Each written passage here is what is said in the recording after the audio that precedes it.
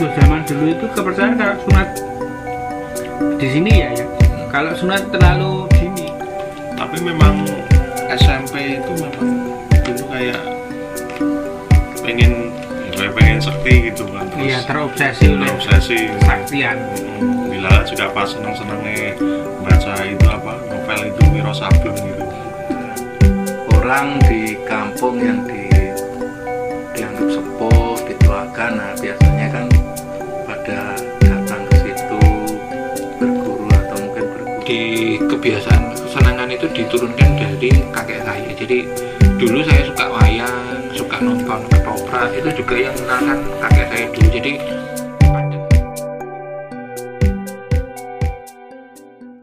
kalau zaman dulu ya setelah itu kemudian tumangkar, artinya pikirannya mulai terbuka dan mencari apa yang membuat kepribadiannya bertambah, yaitu mencari guru.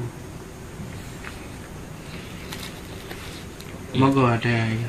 Dulu itu kalau istilahnya pakemnya yang bukan pakemnya, kebiasaan di daerah keluarga saya, daerah asal bapak saya lebih tepatnya, bukan karena kan kalau ngomong daerah keluarga saya kan daerah kota. Kalau kok di kota sih memang nggak mengenal itu, tapi kalau di asal bapak saya itu biasanya itu kayak mulai belajar bela diri, terus kemudian mulai poso dan segala macam itu biasanya dilakukan, maksudnya si anak itu diperbolehkan setelah tetat, karena dianggap wis iso mikir gitu. Jadi dulu itu umumnya biasanya itu kalau sebelum tetat itu mainannya ya paling mobil-mobilan apa, maksudnya ya sama teman-temannya, maksudnya ya cuman mainan sebaya. Tapi setelah tetat dia baru mulai mencari hobi yang istilahnya bisa dibuat bekal kelak di kemudian hari. Mulai ikut perguruan bela diri, terus mari habis itu kadang ikut yang tenaga dalam, maksudnya bener-bener yang olah badan. Untuk yang itu kalau di keluarga saya biasanya diperbolehkan setelah tetat ya, setelah tetat itu, karena istilahnya mungkin gak khawatir karena udah wis tetak gitu mungkin gitu. Dan dianggap usianya sudah agak besar lah, udah masuk remaja. Dan itu nanti kan soalnya kalau hubungan sama kedokteran, kadang kan kalau salah kakian bisa, takutnya kalau mitosnya orang dulu kan kecentit tuh loh, orangnya anaknya nggak bisa tinggi, nggak bisa apa, karena aktivitasnya terlalu keras. Mitos-mitos seperti itu kan kadang banyak mempengaruhi pola pikir orang dulu. Makanya untuk belajar yang lebih umumnya ke fisik itu biasanya ketika menginjak remaja itu. Kalau yang dari kecil kadang-kadang orang tuanya takut naik kecentit itu, nanti gak iso dhuwur ada upi. Tapi itu nggak berlaku bagi saya. Kenapa? Karena saya sunatnya karena kan operasi kasusnya. Zaman dulu itu kepercayaan kalau sunat di sini ya. Kalau sunat terlalu dini itu anaknya kuntet. Iya. Itu khususnya di Jogja ya, di Solo gitu. Jogja ya. Kalau di lain daerah ya monggo saja. Itu cuma kepercayaan zaman dulu. Soalnya saya itu tumbuhnya begitu cepat itu. Saya kalau di kedokteran itu, ini kasusnya karena sama dengan anak saya. Kadang kasus ketika yang bikin nggak bisa tumbuh itu karena dia sebenarnya nahan sakit di kemaluannya. Jadi dia kehambat itu akhirnya nggak bisa tumbuh. Soalnya kasus saya sama kasus anak saya itu mirip. Jadi ketika itu habis dipotong, pertumbuhannya itu kecepatan. Kecepatan dari lebih tinggi dari lebih cepat daripada anak-anak sekitarnya. Itu sih kasuistik, kebetulan anak saya juga kayak gitu sih soalnya. Itu ada yang tadi apa, bela diri dan sebagainya. Mungkin ada pengalaman lain? Yo apa ya, cuma memang dulu memang dilalah yang juga nggak disengaja, kayak mungkin diisi inisiasi tenaga dalam itu yang dilalahnya pas habis sunat itu ya mungkin jarak setahun apa gitu, dan mengolahnya juga dilalah ya iso gitu kan, walaupun juga nggak advance gitu kan.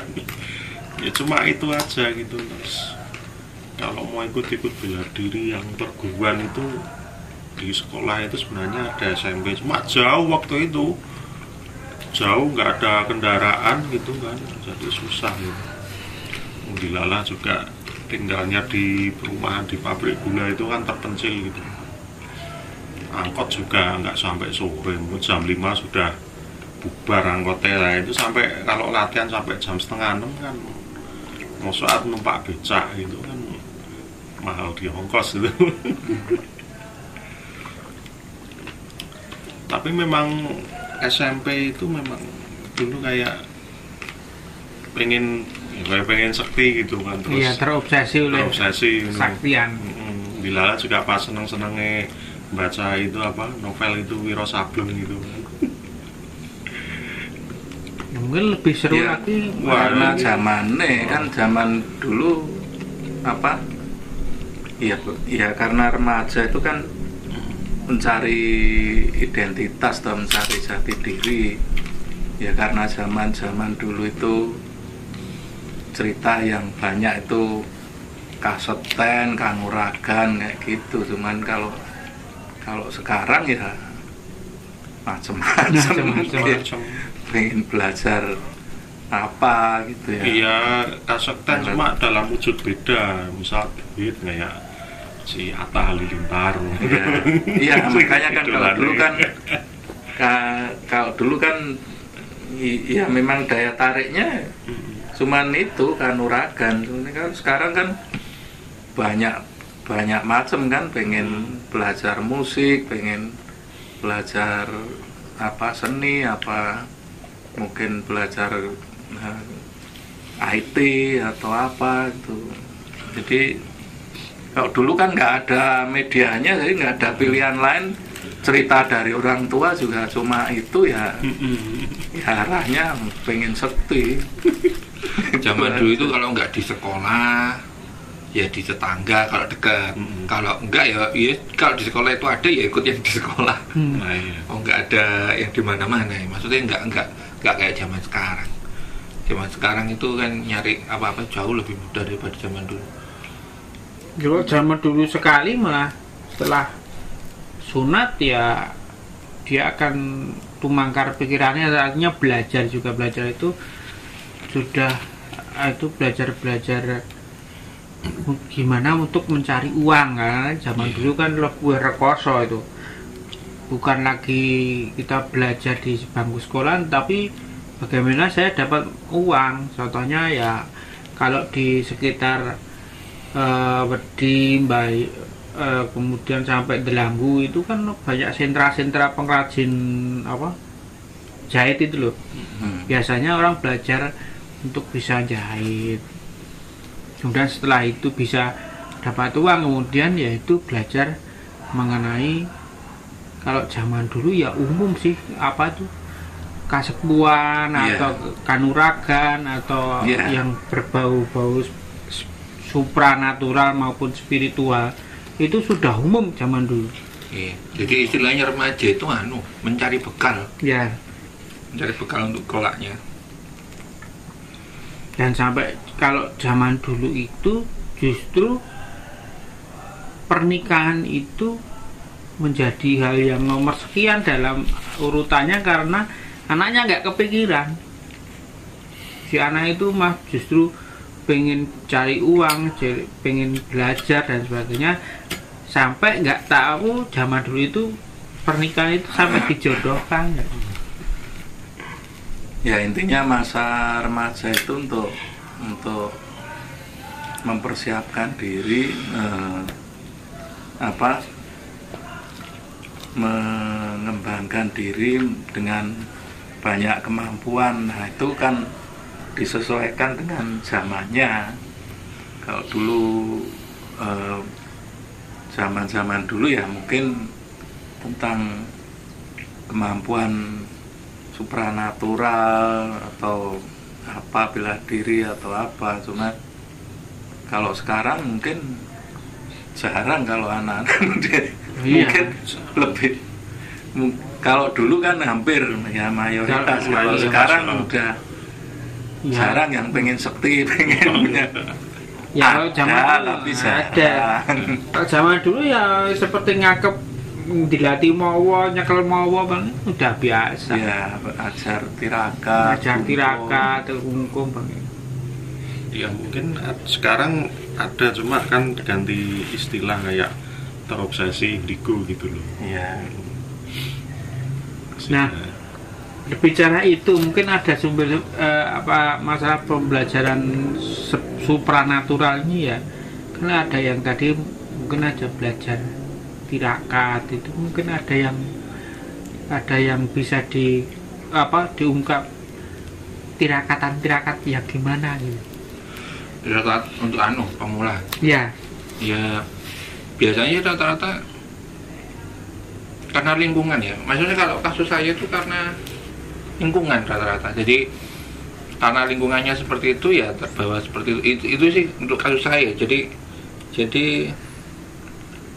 ya karena keluarga saya lingkungannya gitu, akhirnya ya atut lah ya anak-anaknya. Dalam kasus saya gitu.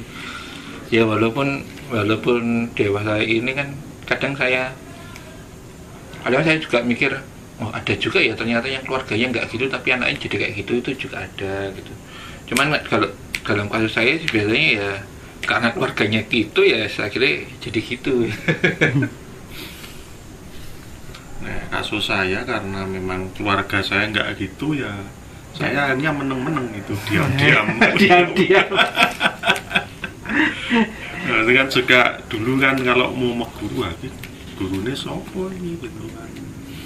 Makanya kan memang ya ini kan bisa ditiru atau enggak itu kan terserah. Jadi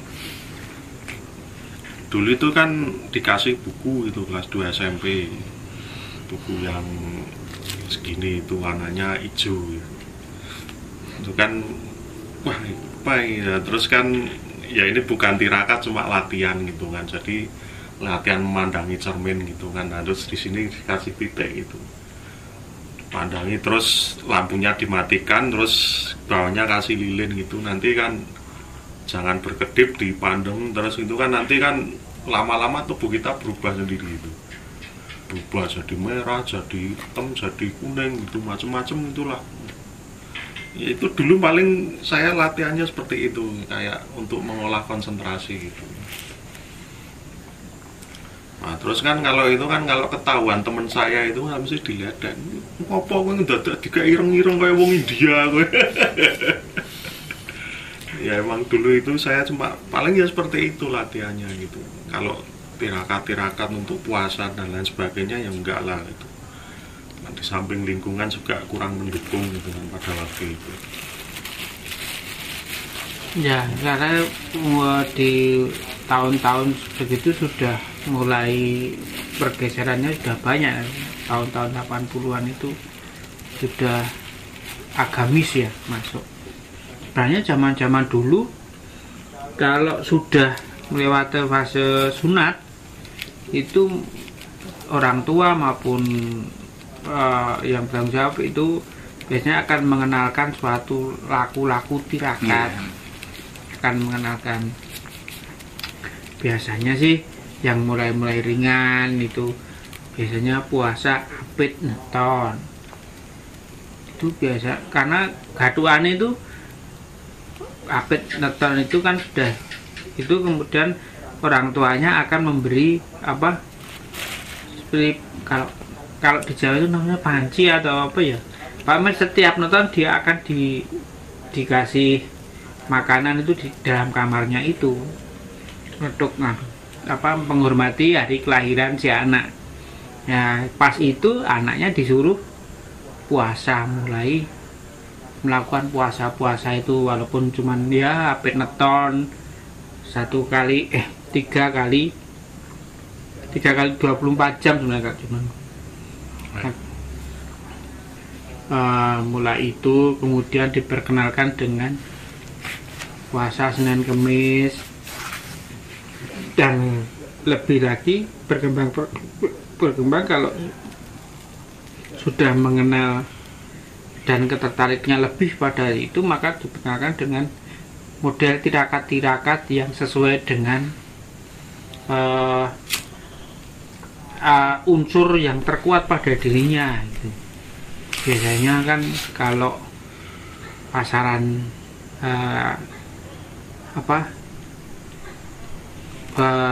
wage itu unsur tanah, biasanya itu akan diperkenalkan dengan itu puasanya yang di luweng atau di gua atau puasa pendem atau apa, itu kalau sudah expert akan meningkat sampai di situ juga. Kalau mungkin unsur paing itu kan unsur api, ya dia akan melakukan hal penyerapan energi dari unsur api atau matahari atau sumber panas lain itu sebagai sumber kekuatannya. Demikian juga yang unsurnya air dia. Air itu apa? Hari. Legi ya. Apa ya? Air. Legi. Katanya legi. Legi itu air. Maksudnya maka dia akan cenderung melakukan kungkum, lalu sering bergerak dengan air. Itu unsur-unsur yang mulai diperkenalkan. Selain dia akan memilih seorang guru spiritualnya sendiri. Mungkin Mas Agung punya pengalaman sendiri. Ya, kalau mungkin di zaman di atas saya ya sampai saya itu biasanya kan ada orang di kampung yang dianggap sepuh, dituakan. Nah, biasanya kan pada datang ke situ berguru atau mungkin berguru ke tempat lain. Kalau masa-masa saya ya seperti itu, nanti terus ya koyok pamer itu, wah ini sudah di pedal mendat, ini bisa ini. Kadang cerita-cerita itu di zaman saya masih remaja itu udah banyak, teman-teman masih banyak yang kayak gitu. Iya. Ya udah sekolah sih, cuman mesti ceritanya gitu, terus ngelakoni kemana, terus pokoknya bahasa merguru gitu.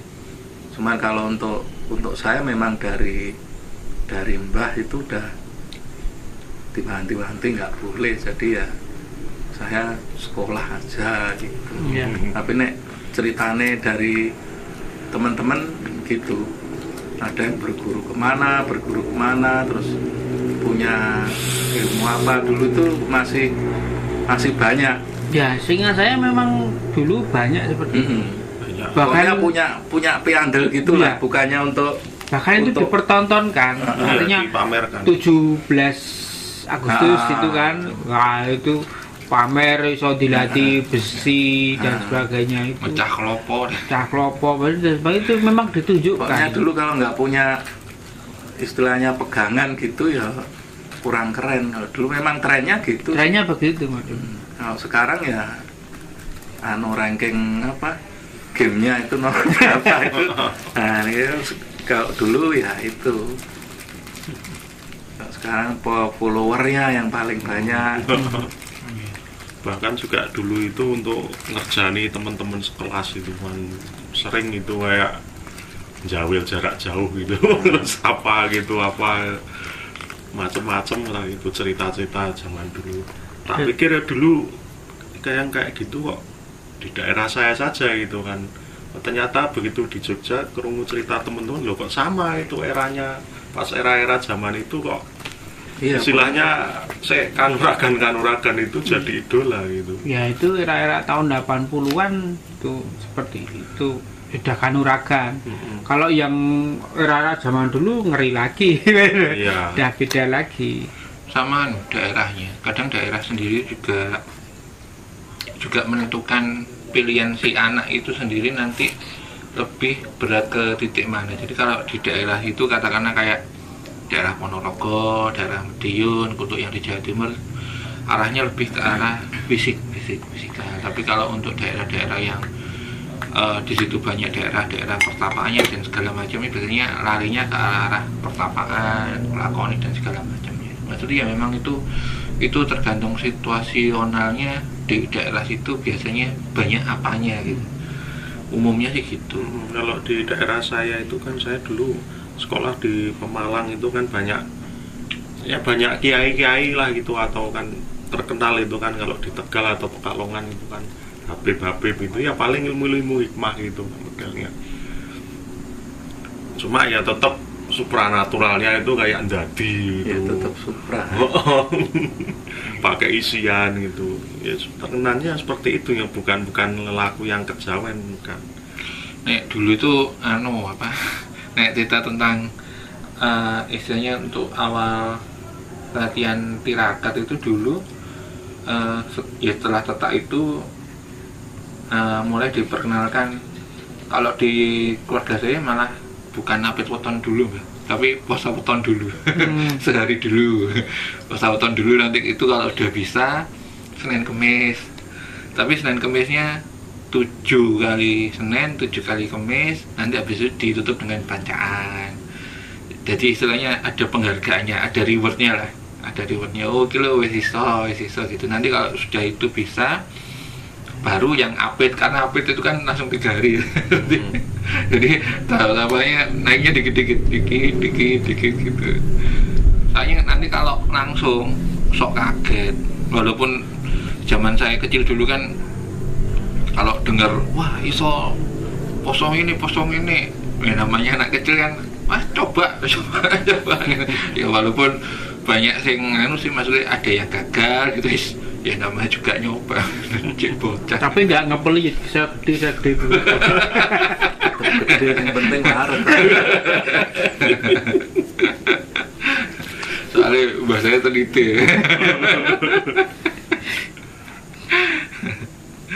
Jadi era-era itu memang juga awal-awal saya mulai berkenalan dengan kesenian Jawa sih. Maksudnya memang itu di kebiasaan kesenangan itu diturunkan dari kakek saya. Jadi dulu saya suka wayang, suka nonton ketoprak, itu juga yang mengenalkan kakek saya dulu. Jadi kadang hal itu kan di zaman, apalagi zaman sekarang ya, kayaknya lebih susah untuk mengenalkan ke anak muda. Jadi kakek saya dulu itu mengenalkannya dengan cara, kalau saya diajak nonton wayang, saya pasti diajak makan. Jadi pikiran saya waktu dulu itu bukan nonton wayangnya, tapi makan. Happy makan. Lama-lama jadi kebiasaan, akhirnya senang. Dan untuk ngerti wayang itu sendiri juga ketika usia saya udah gede, maksudnya udah gitu. Tapi saya familiar dengan wayang, tapi nggak ngerti maksudnya apa itu masih belum tahu. Taunya mangan. Rono jajan. Ya, ditularkan dari kakek saya sih. Iya. Ada tambahan Mas Agung mulai masa remaja ini? Ya itu kalau ya tirakat itu biasanya kan terbawa orang-orang tua yang di kampung, kemudian mereka tirakatnya apa. Kebetulan dulu satu kampung tuh masih banyak orang-orang yang sepuh itu, dan masing-masing punya kemampuan beda-beda yang spesialisnya sendiri. Jadi tapi kalau pas suro, pas anu itu mesti barengan, sepuh-sepuh itu tirakat bareng gitu. Nah ini yang anak-anak mudanya ini yang terus ngikut. Tapi kayaknya sampai tahun 90-an itu untuk tirakat itu di Solo itu masih rame nih. Wah, rame kan Malam Jumatan itu masih, pokoknya malam-malam yang untuk tirakat kan beda-beda tuh itu. Kalau misalnya Pengging itu, kalau Kungkum tuh malam apa, malam Selasa apa, atau malam Jumat apa, nanti di mana lagi itu kan, itu dulu masih ngetren, nggak tahu bukan ngetren ya, masih rame, artinya kan masih banyak orang tirakat. Cuman nggak tahu kalau sekarang kalau sekarang ya dulu 10 tahun yang lalu kira-kira di Ponggeng tuh rame itu. Di umbul kendat itu loh. Wah, yang nganti koyo cendol itu saya. Mau ikut itu malah koyo dawet gini ya masih rame. Masih rame. Nah, ya kalau saya terakhir itu ya ikut simbah di daerah Wedi itu. Tapi tirakatnya memang karena di aliran simbah itu cuman tidurnya di alam terbuka. Jadi memang fase-fasenya itu sudah di alam terbuka, maka tidurnya di lapangan. Cuma tidur di lapangan gitu. Nanti pulang habis jam 12 itu habis meditasi terus pulang. Tapi tahun-tahun zaman dulu, entah sekarang saya juga nggak tahu. Dulu di Solo tuh masih banyak tempat-tempat tirakat yang rame gitu loh. Iya. Yang dalam kota pun yang rame banyak, cuma nanti beda harinya terus ya beda istilahnya penggemarnya yang sering ke situ. Ya, apalagi pas masuk SDSB itu. Wah, iya. Abah. Gon pinggir banget ya. Iya, tapi kadang-kadang itu kalau ngelihat maksudnya ngelihat alurnya kenapa kok orang Jawa itu suka dilupakan bacaan dalam bentuk makanan. Itu kalau saya ngelihat saya sendiri tuh, kenapa saya sendiri tuh waktu kecil suka ikut acara-acara kayak gitu ya, salah satunya ya karena makanan itu. jadi emang sisi baik dari banyak bacaan itu banyak yang suka. Anak-anak pemula-pemula, anak-anak kecil itu banyak yang awalnya ngikut karena kepingin makanan. ikut ke sana mangan. Jadi ya awalnya karena itu sih. Dan itu memang selain ada filosofinya, itu juga ada daya tariknya sendiri lah memang untuk bacaan-bacaan itu sendiri. Iya, kalau zaman dulu memang sehabis puasa itu memang pasti dibuatkan istilahnya itu ya, kalau sekarang ya ngarani bacaan itu sama syukuran entah itu biasanya, tapi ya biasanya berwujud nasi gurih atau bubur atau apa gitu, tergantung kemampuan dan situasi. Tapi mesti ada dikasih penghargaan. Namanya juga masih kecil ya. Gitu kan seneng. Dan itu juga berlaku pada kok nanti ada hal-hal yang belajar supranatural dan spiritual. Biasanya puasa dulu, kemudian ada itunya syukurannya. Begitu Mas Agung?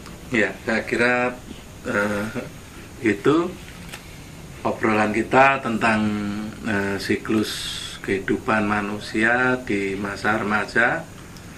Kita ikuti episode-episode berikutnya dengan obrolan lain yang tidak kalah menariknya. Sampai jumpa.